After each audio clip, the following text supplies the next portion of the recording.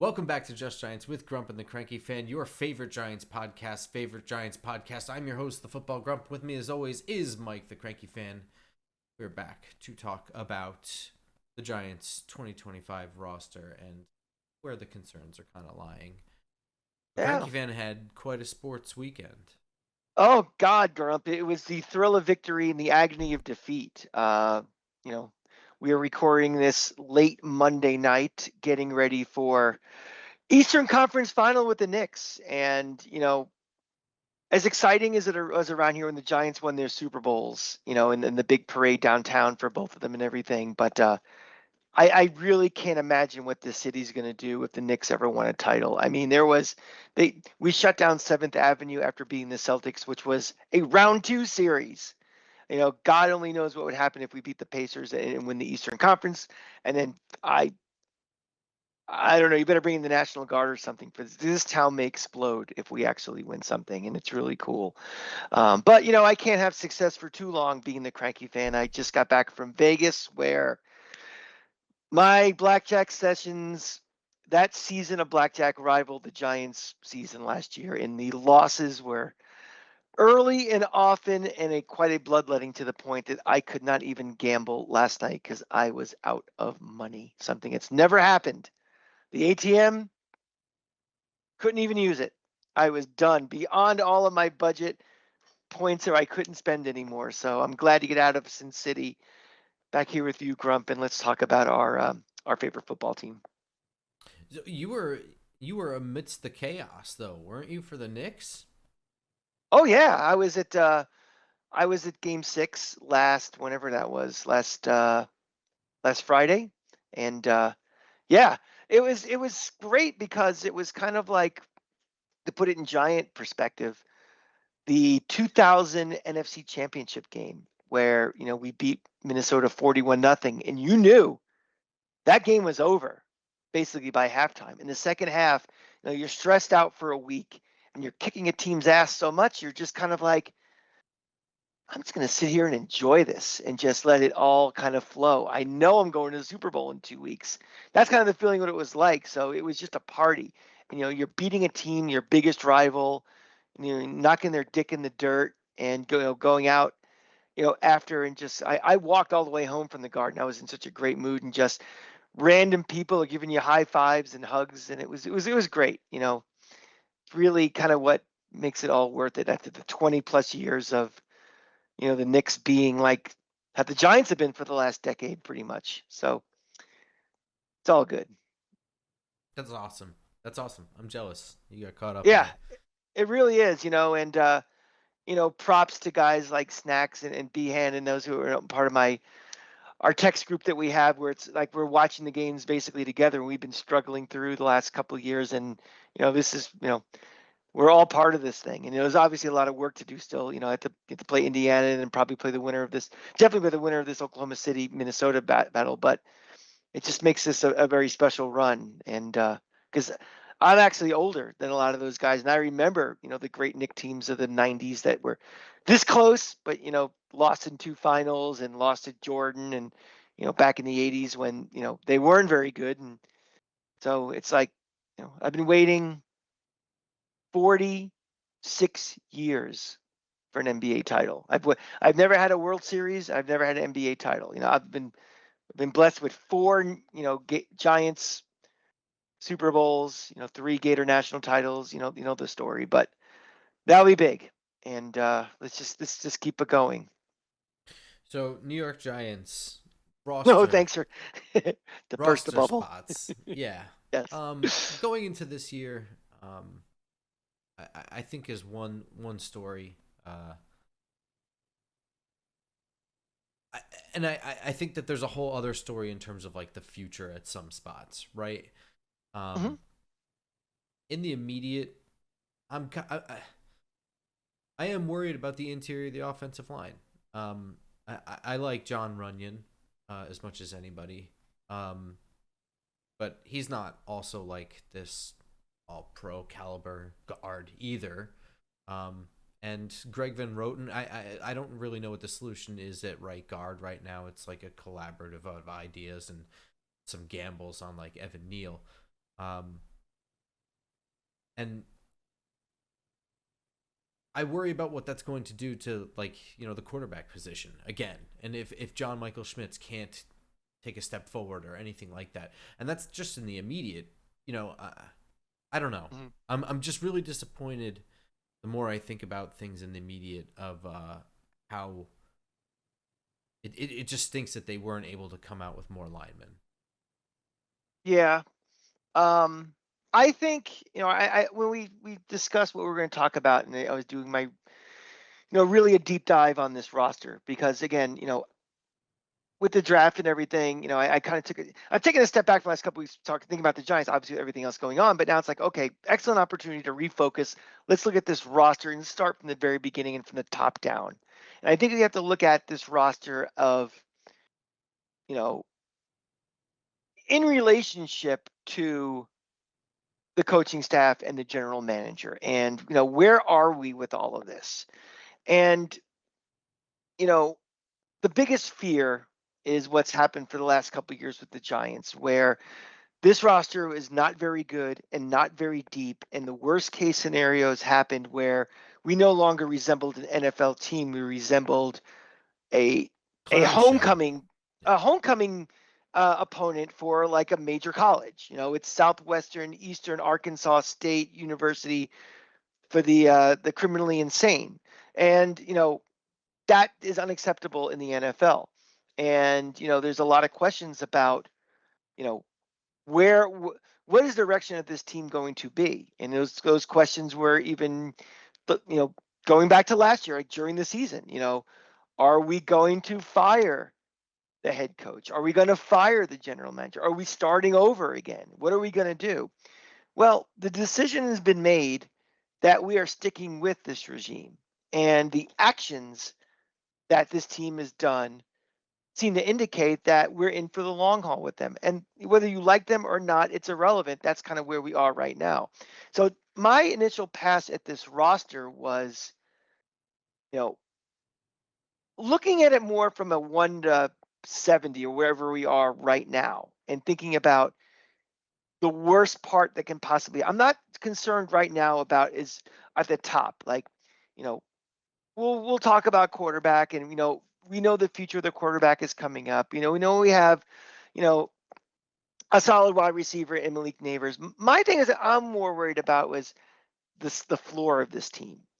And I feel like the floor of this team is better than it has been in the last couple of years. So the odds of the catastrophic second half of the year and the unplayable football and the unwatchable offense and just being destroyed by everybody, I think the odds of that have really decreased. And I think that is what is needed as we bridge between what we have been and where we're trying to go, with quarterback in waiting, with Bingo. young receiver. It's like if we can't get there, if it's just, we are okay, Russell Wilson gets hurt. He's our starting quarterback. We're not talking about having an unplayable backup quarterback. We don't have Drew Lock.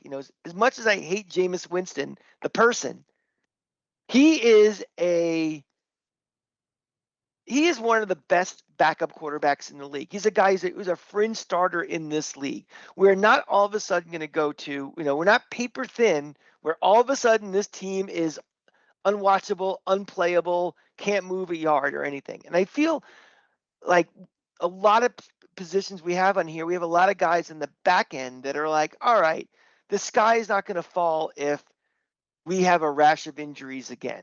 And I think that's important as we kind of look forward, the concerns. Like I agree with you that, at the top, there's a lot to work on. That's why this team is not going to be a playoff contender, Super Bowl contender, because we don't have a lot of the top end talent. But looking at the roster, the bottom, I think the ceiling has been raised. And people laugh and you think, well, big deal, who cares? But it means a lot. And if we're invested in, you know, we're invested in this whole regime with this quarterback going forward, they need a little stability. And I think we have some of that in the back part of the roster. Does that make any sense? Or am I just No, rambling? no, no. It makes a ton of sense, and I agree. Right. I think that there needs to be some level of competition. Like they cannot be this clown show again as they transition into the new their vision of this team, what they have with Jackson Dart. It loses all their credibility going into it. And it just naturally shortens the leash on them, and it puts more pressure on a prospect that it's, something that you're working on. This is not a plug and Yeah. play guy. So yeah, I agree. And that's what really stinks about the schedule being super hard this year. And again, that's all on paper, right? Like this, flipping of the quarterbacks and Russell Wilson and Brian Dable's system.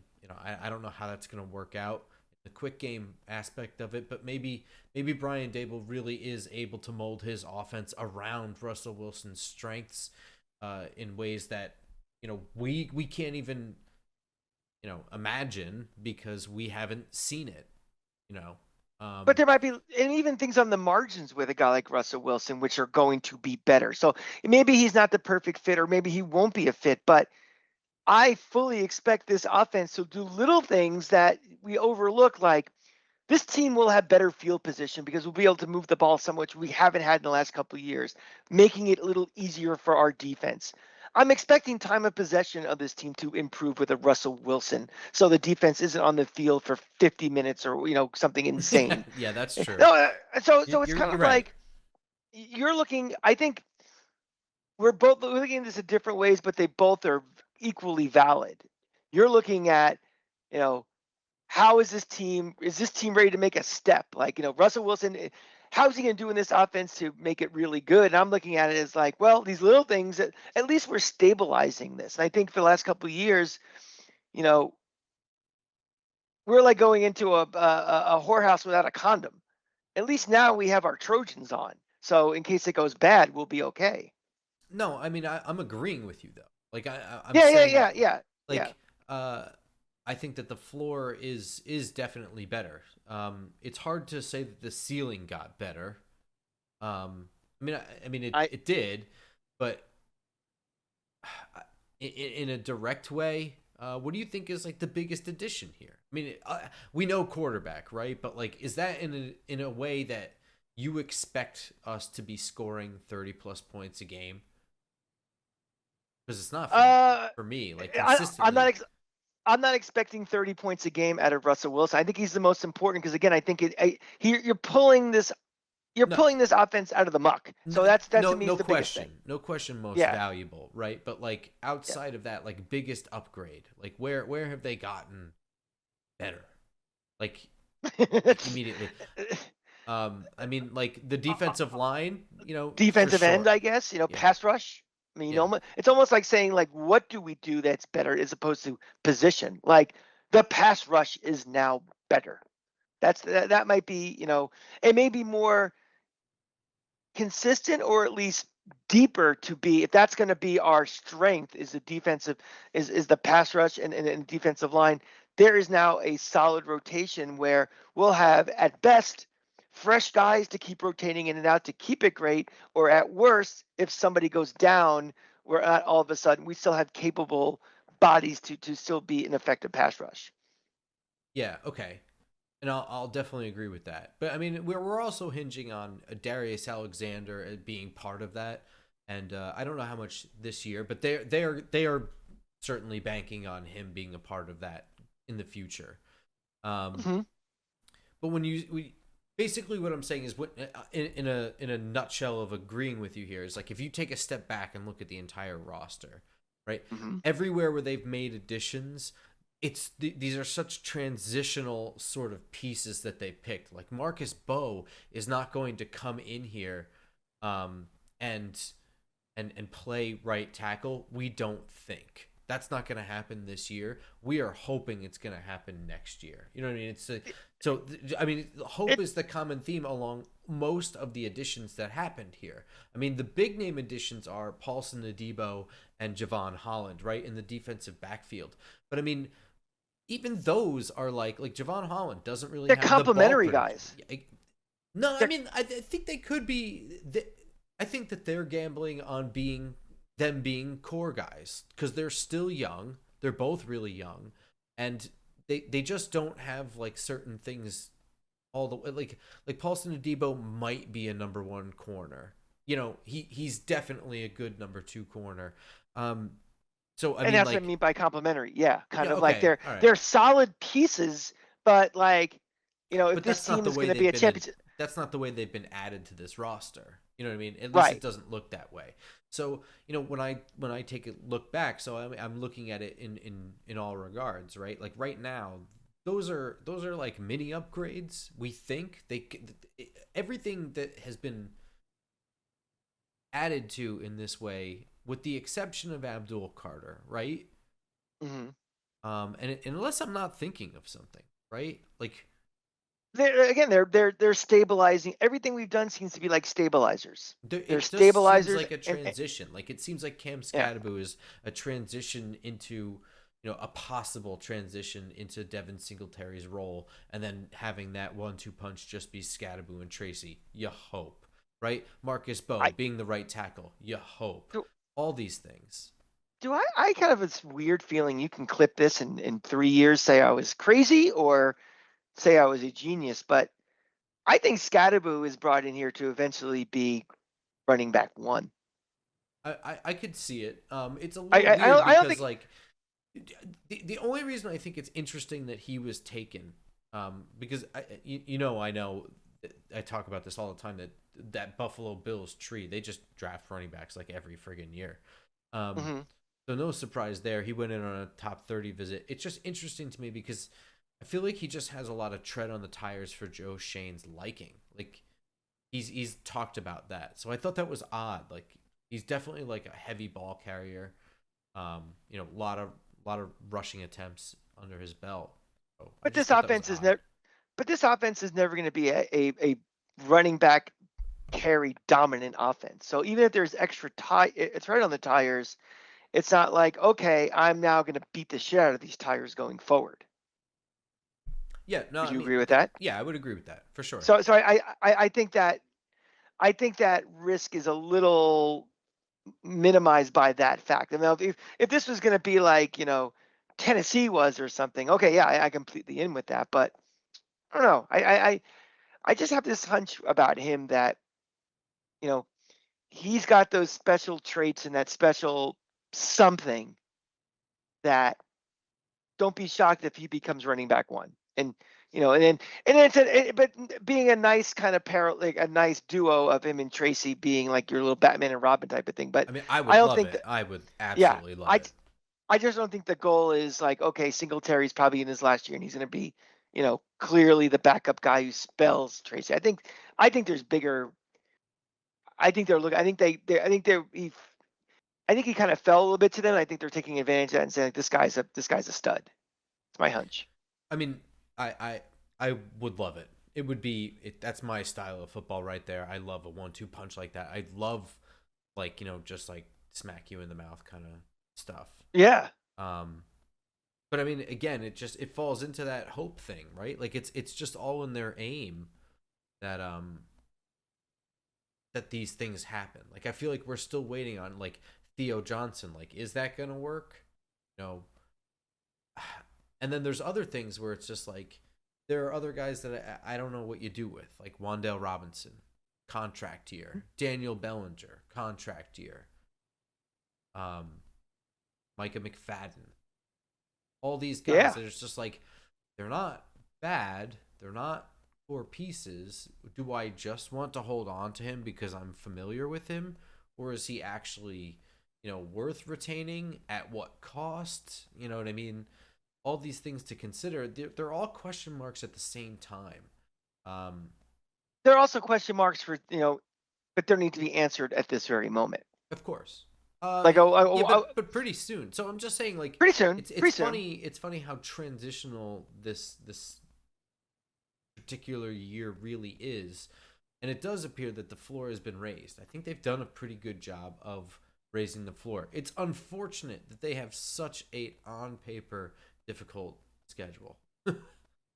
um, Yeah, because yeah, it's I true. am like, it is kind of my fear that they do, not just for like my sake as a fan, but just for the direction of the franchise if they do incredibly poorly.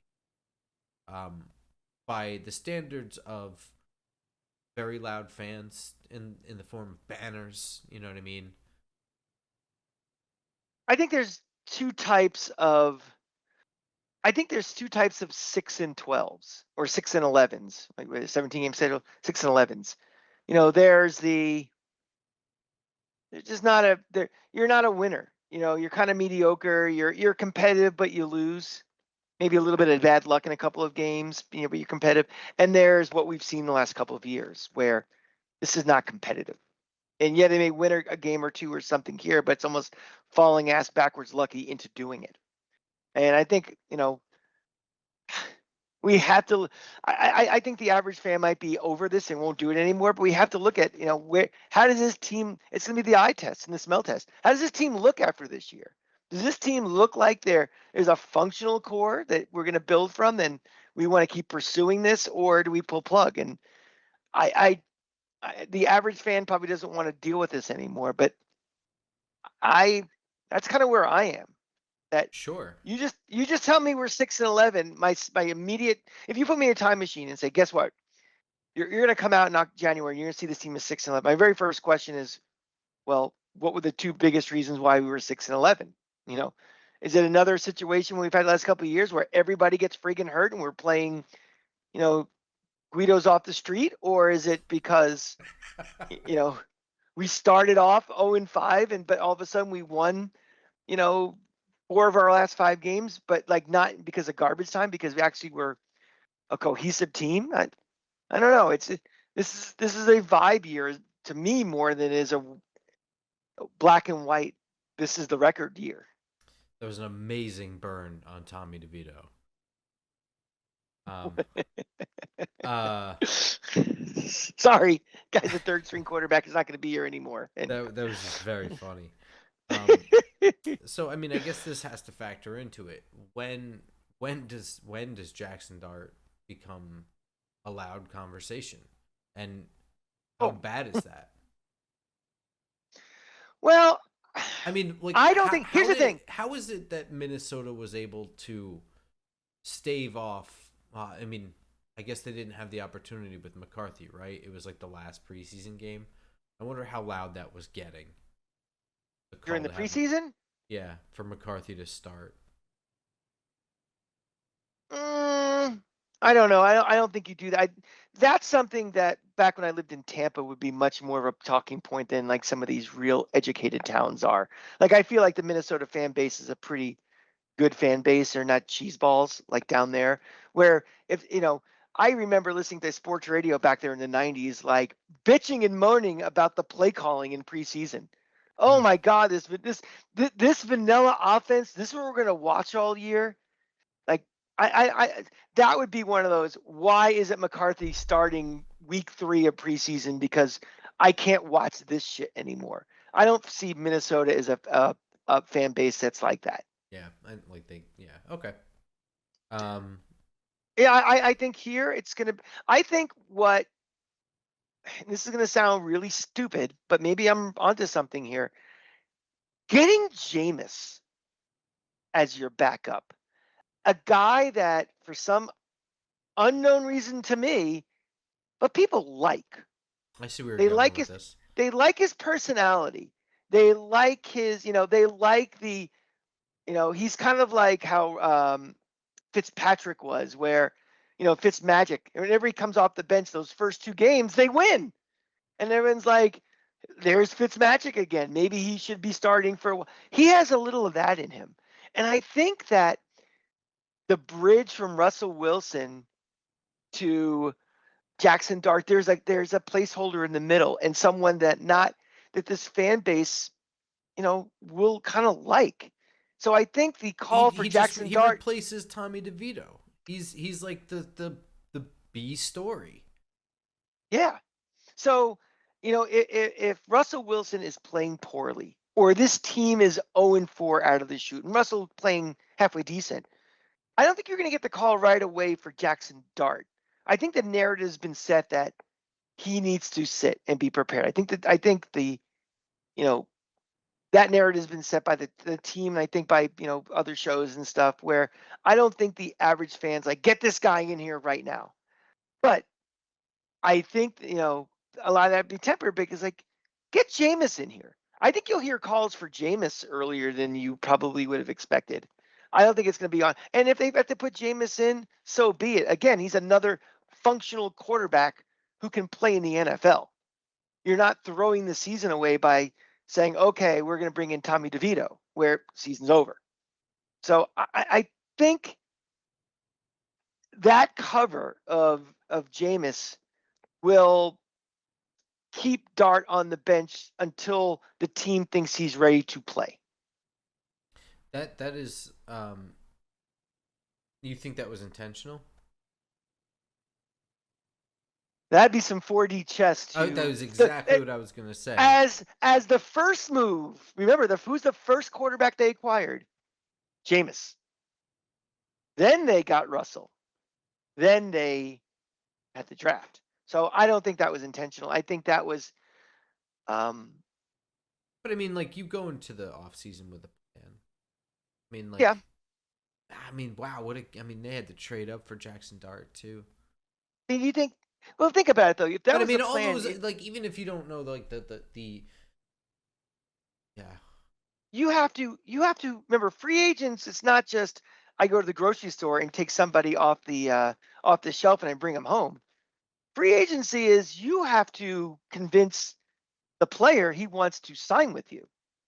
So I don't think they were going to go lie to him necessarily and say, we're going to try to bring in Russell and try to get a quarterback in here. So your time here is very limited because Jameis would say fuck off.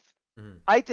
I think what happened was, again, based on the money with Jameis, was I think they knew all the plan was for Jameis to be a backup. Yeah. With the opportunity to play. I think they had. I think there was a plan for a starting quarterback. I think I have no knowledge of this, but I think it was either Russell or still Aaron Rodgers was very much. There was a somebody. Yeah. Exactly. That they felt was a starter. And who exactly that was well, they're lucky they got, but they also got Jameis in because there's a very good potential that they didn't get Aaron Rodgers, they didn't get Russell Wilson. Then what? The plan to get Jackson Dart is very shaky if there's no one above him, and you Yeah. have to start the season with some shithead where you will hear from day one if shithead is brought in to be the starter. When is he coming in? When is Jackson Dart playing? When is he playing? So Fair. Yeah. Okay. Um. But anyway, I mean, I think I made my larger point. Like, yeah, outside of Abdul Carter, really, everything feels. I mean, and of course, everything is a hope, right? Anytime you add a player, it's going to be a hope. But I mean, we're. Are you more excited about Abdul Carter right now than you were with Kayvon Thibodeau at the time? And how much more excited? Absolutely. I never viewed Kayvon Thibodeau as like a game wrecker guy. I mean, he was the best edge in that class, I think. And factoring in that I liked that he had coverage ability and film of him doing it at Oregon. So he had that experience. I liked him in the fit. So yeah, I liked him, and I don't hold his draft status against him, but I don't view them the same way at all. Like Abdul Carter is a game wrecker kind of guy. I meant more like just your excitement level for them, like in like confidence that they will be an immediate impact and a long term impact on that. How much exponentially That's more what I'm excited saying. are Like you? I feel like Thibodeau was not necessarily going to be a 2 contract guy.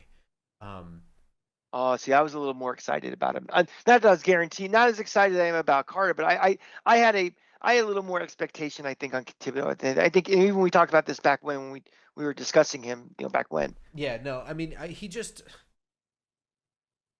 And I think I don't want to say negative. He's a good complete guy. He's a guy you want on your team. He's a starter. I'm not saying that, but like he's and he's lived up to what my expectations for him pretty much were. Like and I think on a, everybody else that's on this defense is that if they could play in more meaningful game situations, we would have a higher opinion of him also. I Yeah, think that that's that's fair. very, very important when criticizing, and of course Dexter Lawrence is another level of freak and it transcends that Yeah. argument, but not a lot of other people do transcend that argument. So I think a lot of people, I think this is a fair statement. A lot of people have in the back of their mind the Thibodeau draft status, but don't absolutely. outwardly say it. Well, they don't outwardly say it as why they're disappointed in him. But I think they kind of subconsciously think it. Like sometimes, like I'm gonna parallel is what this guy with the Knicks had, Mikal Bridges, where he's pretty good with the Knicks, but the first thing people say is we gave up 5 first-round draft picks for the guy. So they are not only seeing it through that prism, like they have it stamped on their forehead, 5 first-round pick guy. Mm-hmm. Where I don't think it's outwardly like, well, Thibodeau, what do you think about Thibodeau? Well, they drafted him 5th, and I'm disappointed in him. I just think people are just kind of like, well, he's, and I don't know. They just say that I he's think he gets a little, mid. That's it. That's like the criticism is that he's mid. yeah, He's and just average. yeah, I think he's a little better than average, but I think so I, too. I, I Again, like I'm yeah, saying, like I think people forget that in Wink Martindale's defense, he did what he was asked, which was not very stat accumulative.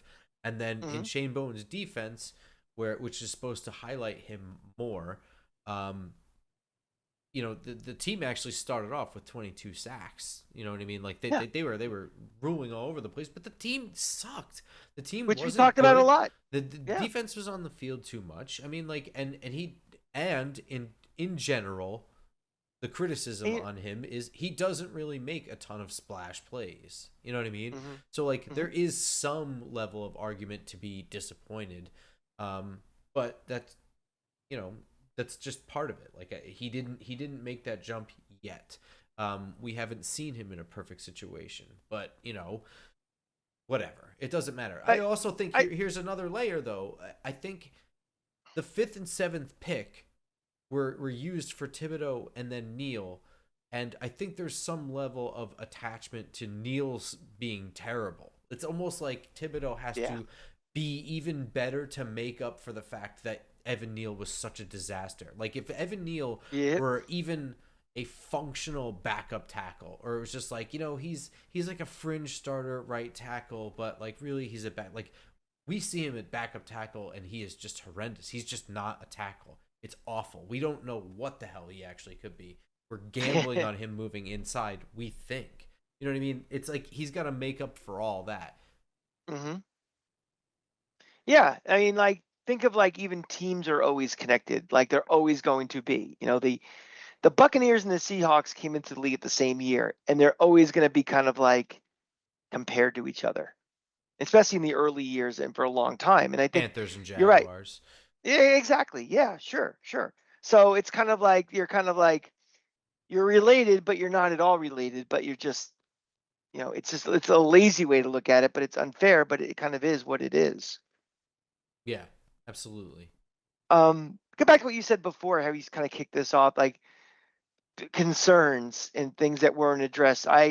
Again, the kind of the razor thinness of the offensive line is just going to be the biggest one for me because you know we've been saying we need a swing tackle to take care of things, and we still don't really have that yet. Well, You we know, don't know.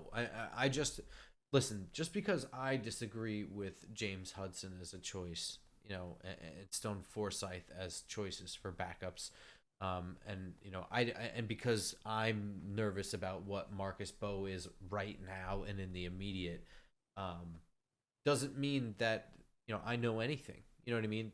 To me, it's just a huge question mark. Maybe if they're right about 2 out of the 3 tackles, then then how do you feel? Let's just say that they're right out of Marcus Bowe being like a backup right tackle, definitely going to be like you expect him to take the jump as a starter next year. Um, mm-hmm. and either James Hudson being the guy that they gave the better contract to, he turns out to be a good swing tackle. where he can back up Andrew Thomas. It's not pretty, but it's legitimate. How do you feel Yeah, now? we can't predict the future, but we hope it works out. But right now we have hope Right, and exactly. maybe. So it's like we don't know if it like they definitely addressed it. It just Hmm. it's whether or not that actually works out. You know what I I mean? guess for the fear I have of the potential problem, I would like a little more certainty than hope. You know what I mean? Exactly. That's exactly what I'm saying though. And then, like I'm saying Yeah, it's yeah, everywhere. It's everywhere. The only real big upgrade to me was like the pass rush. They've definitely solidified the defensive line, and that makes me really really happy. Obviously this all goes without saying that they've significantly attacked the quarterback position, right? And yeah. I didn't that want to talk that about in that because that's not. itself, Yeah, we've talked it to death. Um, but other than that, everywhere else has just been fill in the gaps, and then they're building the the the future here. You know what I mean? yeah. Like, Like even like the wide receiver room, it's like still well, I mean, all yeah, right. I mean, I can't say it's significantly better at all. I mean, no, it's exactly what you rolled no, out last year, and yeah. they threw a bunch of And maybe that contracts was at by wide receivers, but and eh, maybe Zach maybe that's by Pascal hangs design. on. Maybe that's by design because like okay, we're kind of patchworking this offense together this year with the Russell Wilson Jameis thing and Jackson Dart. Okay, Jackson Dart is going to be the guy next year. That's when we're going to maybe open up our purse and maybe try to get a definite wide receiver too or something, or draft to really give Jackson Dart another weapon or something. Maybe they're just hit pause on that for a year because you know this is kind of like a circling the airport year. And again, all of this is predicated on my belief that there's a vote of confidence with who's running the ship that they're going to be around for a bit more than I think the average fan thinks. A lot of moves are made this offseason that are like, you're going to get a couple years to figure this out. Well, that's what I'm saying. This roster is so much more transitional than I had realized. When I really Yeah, went back and looked at it, like transitional for them, not transitional to pass off to the next guy, transitional for them, yeah, I feel like. it's all kind of shifting. I don't know how much Shane Bowen really factors into that, but everything else feels like it's this I this think is like the real rudder turn. You know what I mean? I think Everything I else think was setting up. I think to be successful, I think like you say about Shane Bowen, I think you plan that he's your guy until he's not here anymore. Of I don't think you course. plan. I don't think you plan on. Well, we're not sure how long he's going to be here. He might be the sacrificial lamb coming up. I think the plan is we're all going to be here until we're all gone, and as long as we're all here, I'm going to give Shane Bowen the tools he needs for a successful defense. So I don't think there's any of that hedging with because he may not be around. Yeah. And I just so all the actions like you said, like it indicates this like 2 to 3 year shift.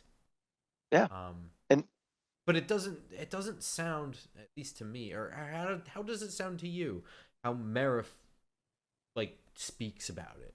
Does it sound like he's really in it for a 2 to 3 year thing? Does he sound more impatient than that? I I Does he sound like the fan base influences him?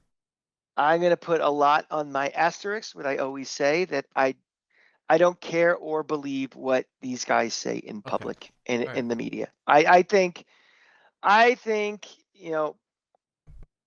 these guys have to get more savvy of what they actually say. I don't think they say what's really truly on their mind. And even I think now at this point we have a Rosetta Stone for every time he says something, trying to analyze exactly what he said, what he meant, what he really is trying to say. So I don't really take much stock much in these guys. I think people take the things that he says and run with them way too much, like you know, I'm not going to sleep if Saquon's goes to, and it's just like they run with it like a mantra after, or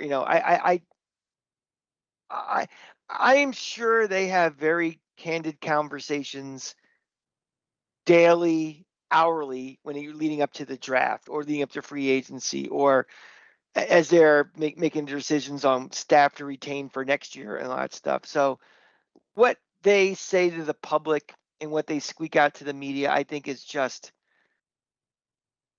I don't take much stock in any of that stuff. And he should be pissed off if this team is losing. If you see him when they show him up in the booth, like he has that pissed off face when they're losing or like this. Yeah, that's what I want. But I Yeah. don't read into that to anything more than, okay, we're losing 38-7 in the fourth quarter against the Cowboys. What do you want them to look like? That's emotion. That's not you don't you don't make your moves out of emotion unless you're an idiot like George Steinbrenner or someone, or Jerry Jones or someone. And you know, how's that working out for a guy like Jerry Jones? This really could be like John Mara's like big legacy. You know what I mean? Everything else, like, if let's just say that this Hmm. turnaround goes in that direction. He's getting older. You know what I mean? I'm not really sure who's going to step up as the next like majority owner here. Eli Manning is putting together a group to buy a minority share as owner. So there's going to be like a complete shit. When in the history books in the 150th millionth year of Giants history in that book, Right. this will be a huge shift when John Mara, it's on the horizon, right? And everything else that John Mara has really changed has been kind of a failure. The stadium is Uh, not popular. yeah, but do you think the stadium? I don't think the stadium is considered a failure. The stadium, it generates tons of revenue. It does all that stuff. I mean, the fans don't like, but I don't think it's looked at I as a I failure. I don't.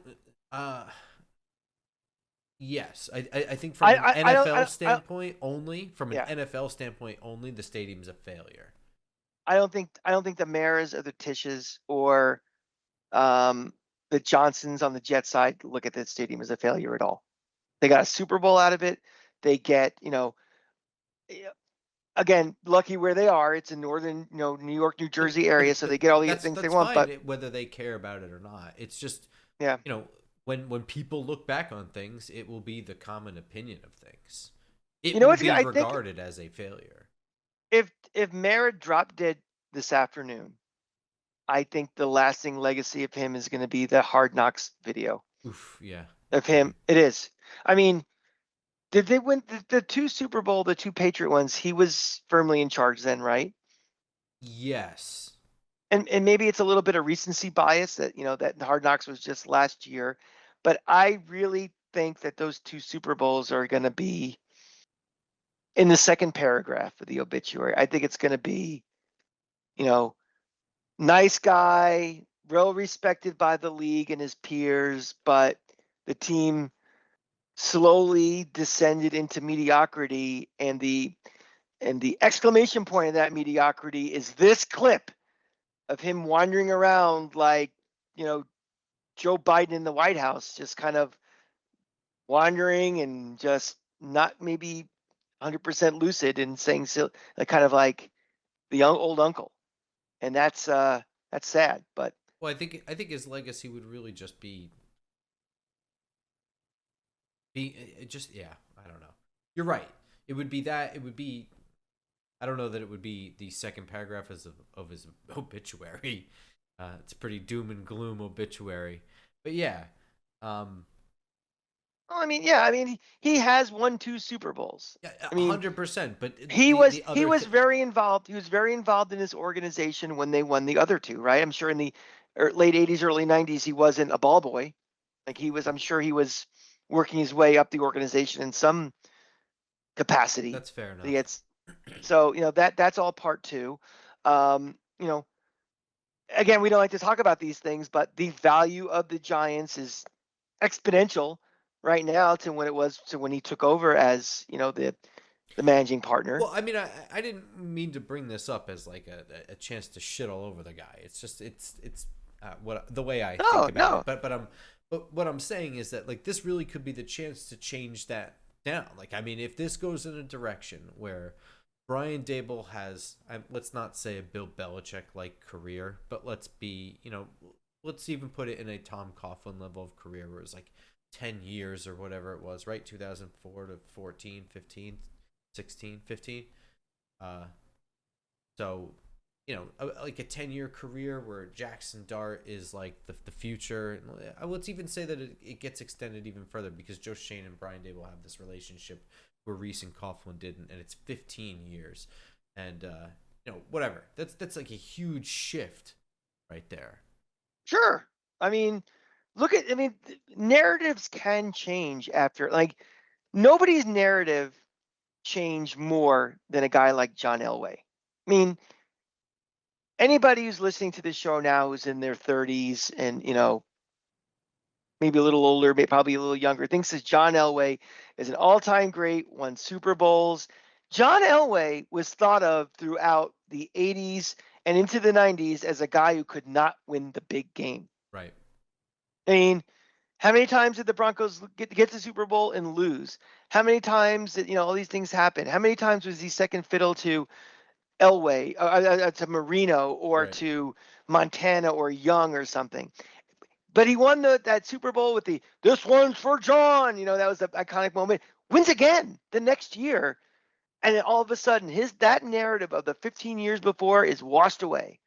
So, Mara has a name and a face more than most owners in the NFL, partly because of his family, partly because of it's New York, partly because he's kind of out there, partly because of Hard Knocks now. The generation sort of knows him.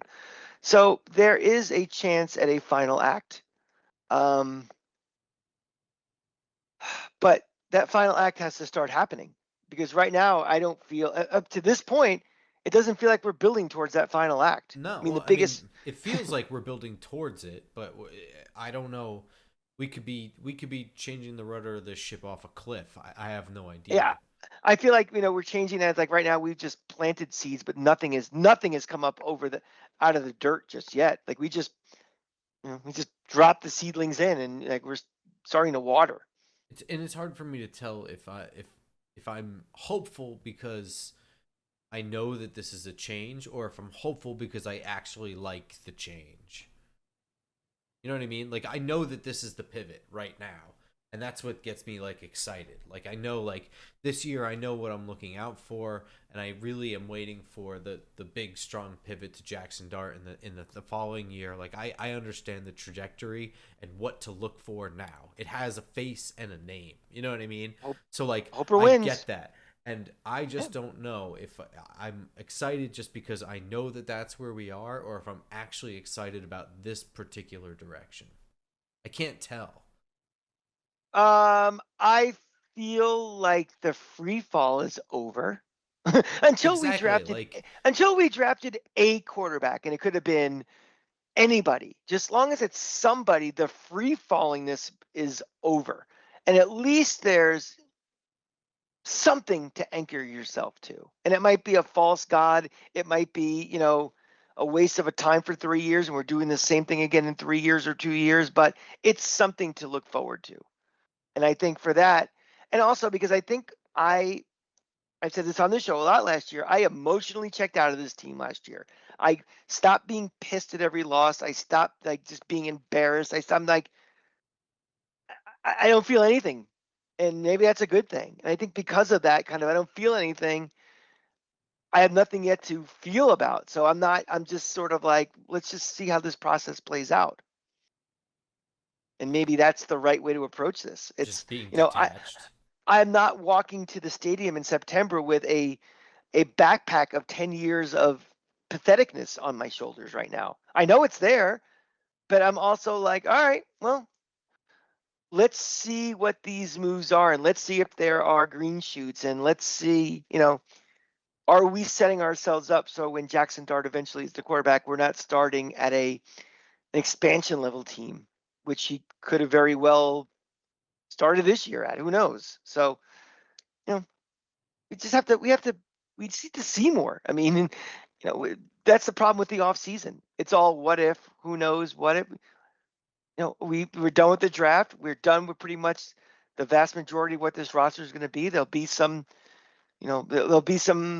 free agents that get cut that we may pick up or something, but this is pretty pretty close to the nucleus of what this team is going to be. So what are you excited for now that you've listed your concerns? Like what are there areas that you're actually excited about? Like outside of just the general floor. I mean, like seriously, like the directions Abdul that they've Carter. chosen. Okay. I think Abdul Carter is going to be exciting. I think he's going to be, if he's a bona fide wrecker, we watch a lot of games, we get through the patheticness of the Giants. Then on Sunday night, we put on the game of the week on NBC, and we see the Micah Parsons of the world, and we see the Bozas, and we see the guys who just fucking just tear shit up. And it's like, wouldn't it be nice to have a disruptor like that? A guy who really, that offenses have to game plan every single play to make sure that this guy's not in our grill every time and not killing our quarterback. The potential of that makes me excited. You know, I'm excited to, see, Russell Wilson is a Hall of Fame quarterback. He was, really good and really exciting for his career. If we could see a little bit of that magic, that's kind of interesting to see and kind of exciting. I don't have there's not a lot for me to get excited about, but I don't think I'm ready to be excited yet for this team. I'm ready to breathe sighs of relief that we're not going to be dog shit, maybe. That's exciting. I don't know, but we got to you can't go from A to F. We have to get through B, C, and D and E first. I'm excited to see a Malik Neighbors next step. Yeah. I think that the general direction of this team will assist him in being even better than he is.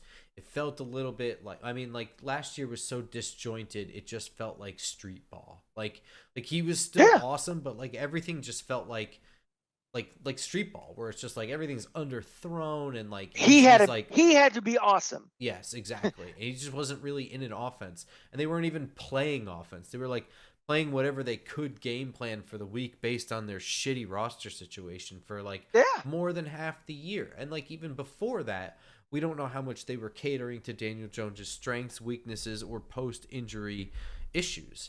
You know what I mean? So like I'm excited for just the general improvement around him and the general structure that I expect there to be from this change and from Russell Wilson and the preparation and just the command that I think that maybe Russell Wilson will have that perhaps Daniel Jones is not as good with. We're going from an average quarterback at best who was injured to the point where he couldn't do his job to having backups that are not NFL quality quarterbacks to now having a guy that not backside just one, of his career, but two. Jameis Winston also in the same regard. Yeah, quarterbacks on the admittedly on the backside of their career, but are effective NFL quarterbacks who can put his receivers, put his running backs, put his tight ends in their best position to succeed, which they have not been able to. Yeah. So I mean, I'm expecting that to help him become an even better player and have an even bigger impact on what we see on Sundays. Which of course, like that opens up everything, and I can go on and on and on about that. But if just things in general to be hopeful for, I am a little worried of a Tyrone Tracy I don't want to say setback, but just failure to meet rising expectations. Like maybe he just had a bunch of really good games in a row last year in really dumb, non-important situations, right? Well, I mean, everything is set up for him to be as good, if not better. I mean, again, Of having course, more I'm just of saying, as like a C tier level, I guess concern, right? Is just that. It would have to, again, with everything kind of pointing in the right direction for him to be as good, if not better. That would be a little shocking for me. So that's not really in my concern list. Okay.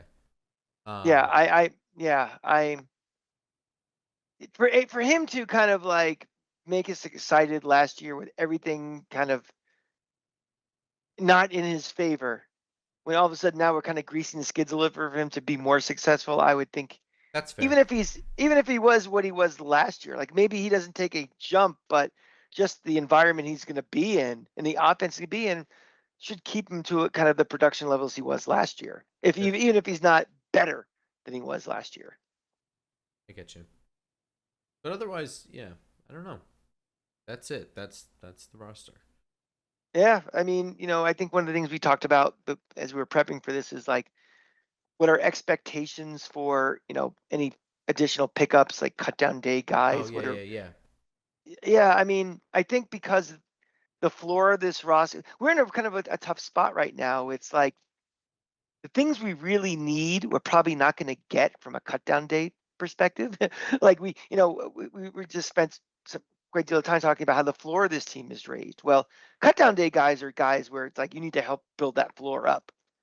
You know, you know, unless there's a situation where there's some guy that's just overpaid and they just have to get rid of him.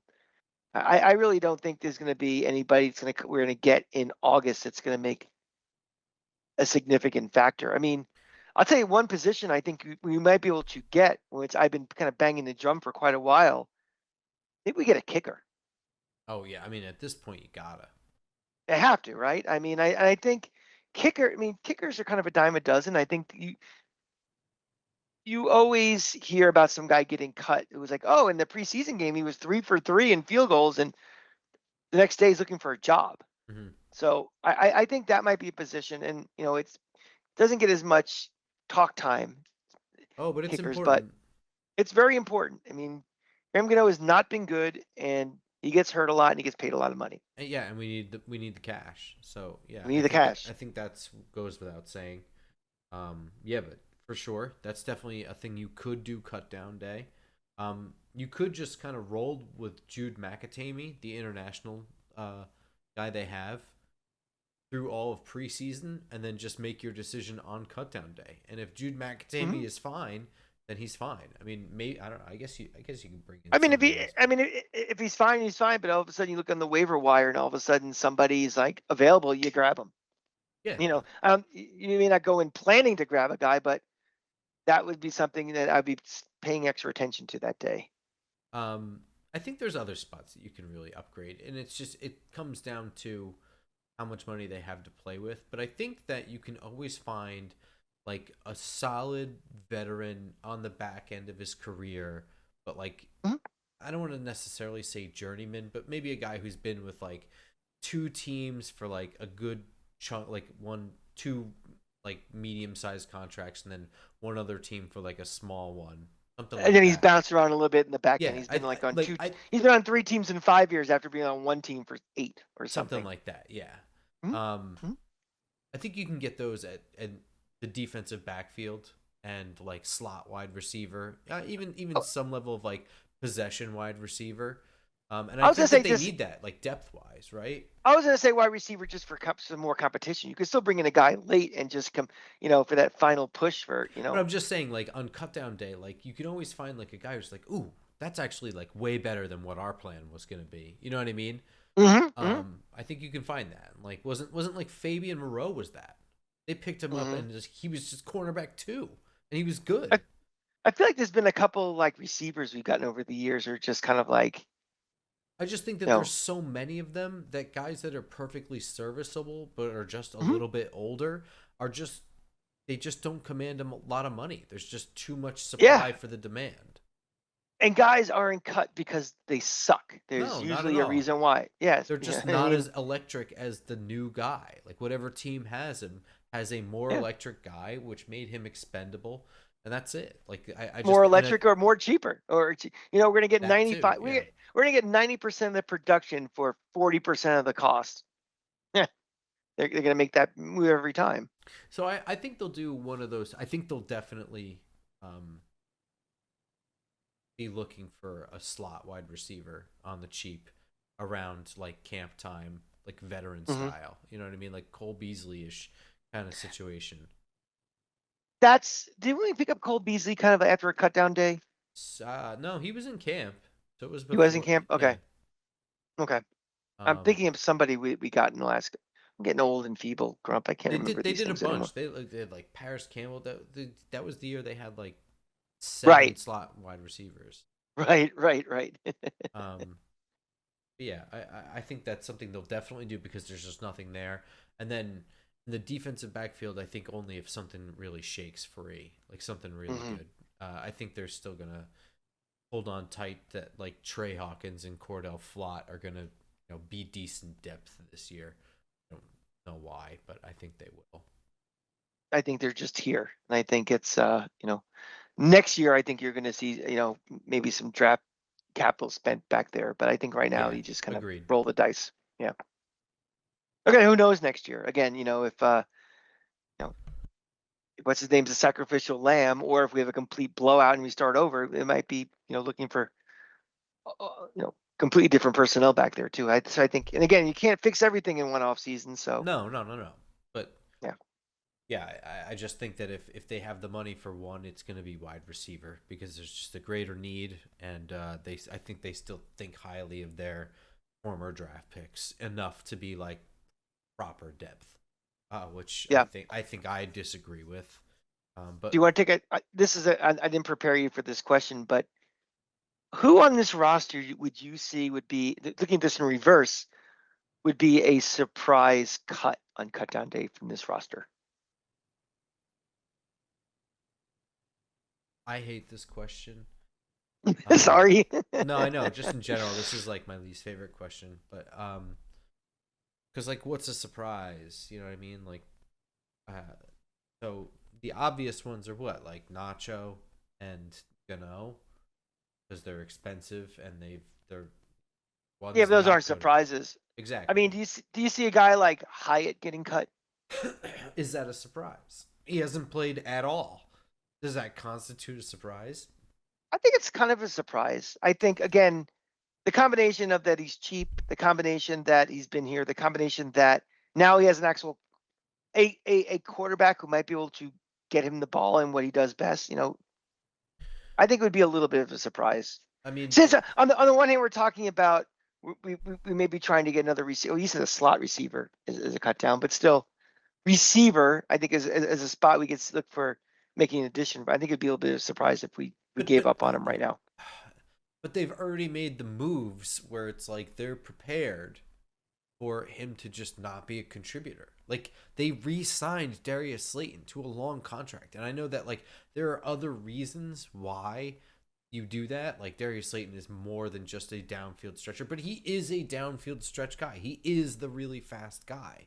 They made a Hmm. significant investment in keeping Darius Slayton when instead, if they were just like, well, we haven't seen it from Jalen Hyatt, but we're still, we're confident that he's going to make Yeah, that step. Like they would just get another guy that was Darius Slayton like on a 1 year deal that was not going to be even close to the same amount of money. Like I think they've already made the transition. They're like, if it works out, I will be very happy with it. And who knows if we'll even be able to afford him and want to would, afford him because he's going to be a free agent. would Jameis be surprised to you? As a cut, yes, that would be a Yeah, huge shock to me. like if Dart comes, he just picks up the playbook immediately. He's really looked fantastic. There's no plan to start him, but they're like, do we need to have three guys in that room? Yeah, I mean, I see the conversation for it, but Mm-hmm. no, I think this is all part of a very strategic. We're not going to screw around with this quarterback Mm-hmm. plan. I just wonder about, I think we've had this conversation before, but preparation during the week and stuff throughout the season. If Dart is buried at three, does he get his? And they think he's progressing enough throughout the summer that they want to have him more involved in game prep and things like that. I don't know. No, again, I'm not. I think they want him to slowly learn the game and learn how to be a quarterback all year. Like I don't think I think they're taking it slow with him. Mm, And I think that they've committed to this slow turn. You know what I mean? And and that's fair, and I'm fine with that. That for the record, I am fine with I mean, a I'm not ruling out that like the last 4 games of the year, um, that's different. Yeah, Jackson Dart comes in and gets the start over Jameis Winston. You know what I yeah, mean? that's a different scenario, and That's like a totally different thing, but right. in terms of their aim and what they are looking for this season, I think that they are slowly acclimating him to what is expected of him, and getting him to the speed of the game, and then when it comes down to the game planning is like going to be later on in the. I hope they do that. I really do, because there's no need to have him play this year, and I think it signals that we're we're in for the long haul with all of this stuff. Yeah, They're not coaching to save their jobs by just it bringing out doesn't the seem shiny that toy. way. Yeah. Right. Yep. um yeah, I don't I yeah, so that's it, right? That's that. um I'm looking forward to this year though. I guess, like I said, like I just don't know if it's hope or I'm so deprived of hope that I'm excited, or I'm looking more excited to this year than last year. Last year was no hope. Last year it was just thinking about the draft, yeah. and it was thinking about we are going to bottom out this year. I think the bottoming out has already happened. I feel like I'm more So excited for preseason in some ways. Like seeing like Jackson Dart in preseason, seeing Marcus Bowe in preseason, seeing Cam Scadaboo run people over. You know, I in think a weird way, I'm saying. I'm going to put this in my perspective a little bit. Is I'm going to start getting more excited about that stuff after this next run.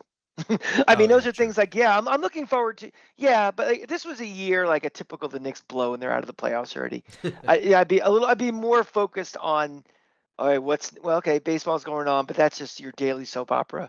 But like, all right, what's to look forward to? Like, I'm not in the what's to look forward to mindset of anything right now, because it's right in my face. This pressure cooker of every other night for the next couple of weeks. But I think once that's over and it's like, okay, now it's time to start focusing.